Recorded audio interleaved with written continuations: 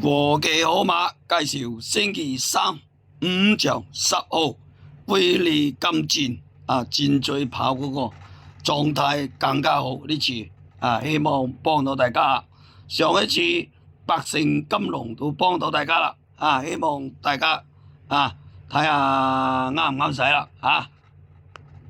對黑衫嗰匹係勁進輝煌灰馬，暫時殿後太易穩嚟噶。好啦，轉緊彎嘅時候啦，前面放咗出嚟就維港智能啊，分列2、3位噶嘛，埋邊有呢隻扶搖世景啦，威利金戰啦，咁啊再後多層內欄第4魔術控制啊，6、3第5位巴基之勝，內欄第6藍帽咧，仲有呢隻風雲武士啊，頂到最出啊，黃衫紅帽喜慶寶緊隨其後咁啊，仲有勁進輝煌啊，美麗星神嗰啲馬，最後300零米啦，維港智能仲有半個馬優勢啊，呢個時候威利金戰開始上嚟啦，兩個馬中間扶搖世景亦都追啲，大外道嗰邊喜慶寶啊，最出嗰隻咧，仲有呢個勁進輝煌啊，最後100零米咁啊，見到外邊喜慶寶一鼓作氣冚上嚟，鬥緊嘅馬有魔術控制啊，埋邊位置威利金戰再入邊扶搖西徑，接近終點喜慶寶外邊冚過晒，跑第2名魔術控制，第3名呢，中間威利金戰出邊追上嚟，有勁進輝煌、內欄維港智能同埋扶搖西徑啊，結果今場